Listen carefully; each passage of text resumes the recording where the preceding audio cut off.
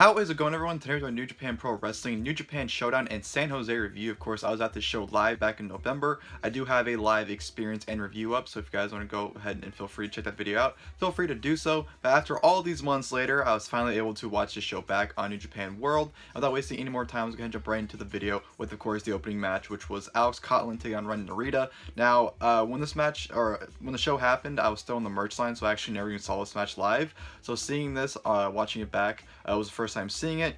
But the match itself was a fine opener. You know, just two young lions going out there for 5 to 7 minutes, just go out there grappling. That's what this match was, just a bunch of chain wrestling. You know, Coughlin was very dominant over Narita, working over Narita's back and neck. Narita had to come back towards the end, fired up, hit his belly to back suplex for the win. Narita gets a victory. So pretty simple opener, just like I said, basic, grappling in the ring. Karl very dominant. Narita got his comeback at the end. It kind of sucked because as soon as the match seemed like it was picking up, it ended like immediately. So it kind of sucked, but yeah, I mean, for what it was a fine opening match. No complaints here from me. Next we go to, which was Jyushin Thunder Liger's final match in the United States. Of course, he's teamed up with Solow to take on Colt, Cabana, and Toru Yano. Straight comedy stuff from, of course, Cabana and Yano doing some great comedy skits. Yano took off one of the turn pads, which Liger used against him. Great comedy spot where Solow went for the top rope and went to do a crossbody, but Yano yelled at Cabana, and Cabana, out of confusion, is like, what do you want? Walked towards him, which, as he was doing that, was able to prevent himself from being, hit with a crossbody. So, it worked out in his favor, but it was supposed to be a comedy spot. It was very enjoyable. Solow got a little bit of shining in this match. He did a few spots, but that was pretty much it. And then Cabana got the victory after catapulting him into the exposed turnbuckle. Superman pin, 1, 2, 3. Cabana and Yano get the victory over Liger and Solow. Fun match though, not much to it, but it was good comedy stuff. And like I said, obviously, Jyushin Thunder Liger's final match in the United States, so it was entertaining. I liked it. Good way to send off Liger in the United States. We go to Minoru, Suzuki, and now Desperado taking on Karl, Fredericks, and Clark Connors. This was really good. I really enjoyed this, live. I thought it was very impressive because I wasn't expecting this match to be that good, but it was. It was pretty much Suzuki beating the shit out of Karl Fredericks, and Karl Fredericks and Clark Connors giving pretty much their all to him, and Suzuki just eating it up. He was loving himself torturing these young lions, whipping them into shape. The chops that Karl Fredericks gave to Suzuki, man, I was even impressed by those. I was surprised Suzuki didn't kill him with some of those chops. So he had some brutal stuff, and Suzuki took him to school, hit a Karl Gotch pile driver on Karl Fredericks to take the victory. So, yeah, that was a really fun match. Like I said, it was pretty much young lions getting some great shining time, and Suzuki just, torturing them to his will. So, yeah, definitely enjoyed it. Good stuff there. And then we go to a 6-man tag team match. Juice Robinson, Tomohiro Ishii, as well as TJP taking on Evil, SANADA, and Bushi of LIJ. This match was fun as well. Juice Robinson had some comedy stuff with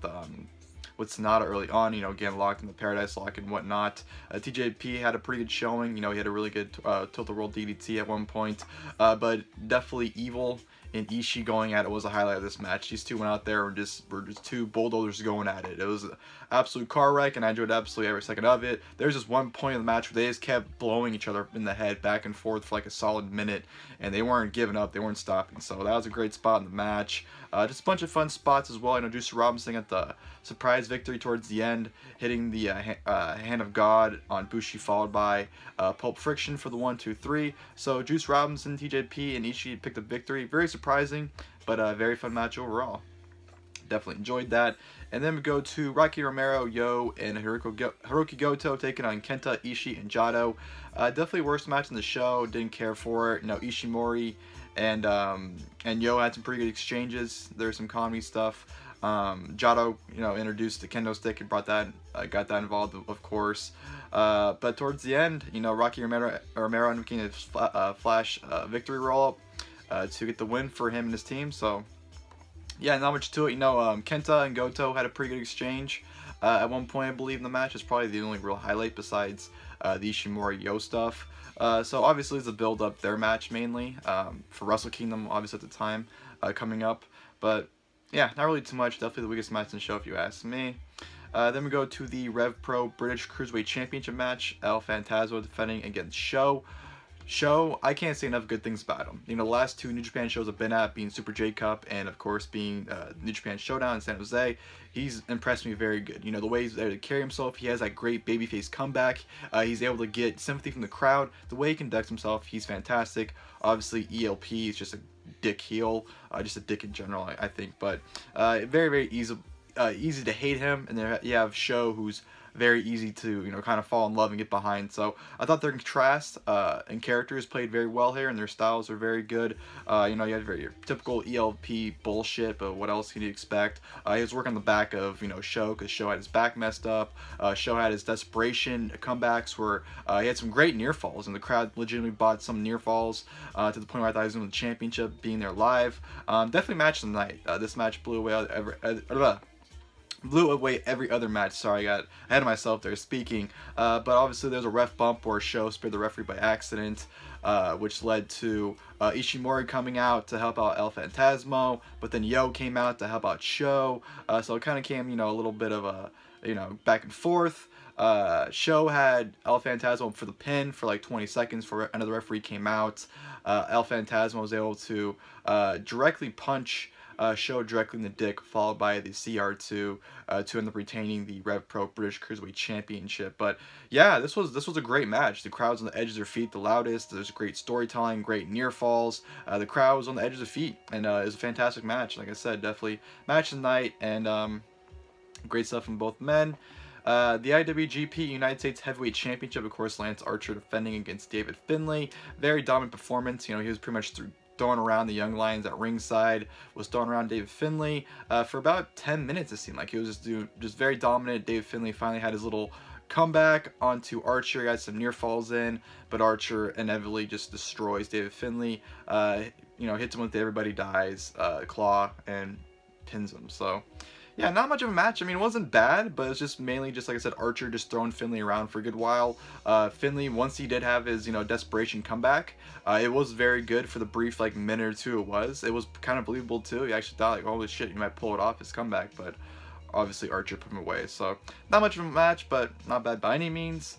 Tetsuya Naito and, of course, Shingo Takagi taking on Jay White and Chase Owens. I remember live, I didn't care for this match, but honestly, watching it back, it was pretty enjoyable. I thought it was pretty good, you know, stuff between Chase Owens and Shingo Takagi. They had a pretty nice exchange, I thought. Naito and Jay White obviously were hyping up the Wrestle Kingdom match coming up at the time. I thought they had a pretty good exchange, you know, especially with White kind of trying to avoid Naito. Then eventually it was inevitable they were in the ring together, so it was inevitable that they were going to have some interaction. And it was good stuff. It was enjoyable. And of course, Naito got the victory with a Destino on Chase Owens, get the victory for him and Shingo Takagi. Shingo, man, he definitely needs to be pushed more. He's awesome. He definitely should be up there contending for championships. I know he's a champion. You know, he's never openweight champion and whatnot. But I'm talking about the IWGP Heavyweight Intercontinental. I know Naito's champion, but we'd love to see, you know, Shingo Takagi challenging for higher up championships in the future. But yeah, it was definitely an enjoyable tag match to set up the main event, or to go into the main event, I should say, which of course was Kazuchika Okada and Will Ospreay, of course, taking on Kota Ibushi and Amazing Red. This was a great main event. The last few minutes definitely were the highlight of it, you know, with everyone just basically going apeshit to the wall, hitting everything they possibly could. Just an all-out exchange by everyone towards the end, and it was great stuff. You know, Ospreay, Amazing Red obviously had some good interactions. Okada was pretty funny in the ring with Amazing Red, you know, sitting there constantly saying TNA, TNA, TNA, because it's, you know, where they both performed before, and that's of course where Amazing Red's known from. Just some good stuff, especially towards the end. I thought the Okada Red stuff at the end was really good stuff, especially when, you know, Amazing Red for the moonsault, Okada caught him into the tombstone, which followed up with a Rainmaker. 1, 2, 3, Okada gets the victory. One thing I will say though, the finish was kind of just out of nowhere. I felt like, you know, you had all these crazy exchanges, and all of a sudden Okada just hits them with the Rainmaker and gets the victory. I felt the finish was kind of flat and rushed, but definitely was, you know, a really good main event. It was on that level. It was on the way of becoming great. But like I said, the kind of sudden, you know, finish out of nowhere kind of like, oh, okay. I thought we were just picking things up, but I'll take that as a finish. So no complaints. Great main event to wrap up, which was a really fun show. I thought the New Japan Showdown in San Jose was definitely a lot of fun. Each match was pretty much easy to sit through. You know, it was a 3-hour show too. You know, it wasn't, you know, a short show. It was 3 hours, but honestly, it flew by.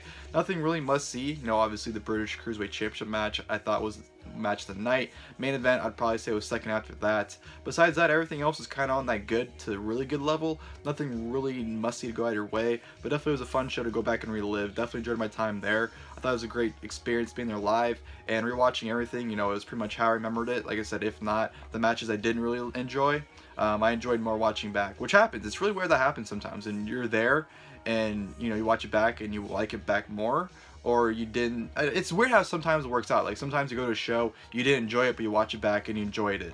But sometimes at a show you enjoyed it a lot and you watched it back and you didn't really enjoy it. It's weird how that works out sometimes, but yeah, definitely had a lot of fun watching it back, and hope you guys enjoyed the video. If you guys did, please feel free to leave a like below, and of course, the next time, I'll see you guys later. Thank you guys for watching the video.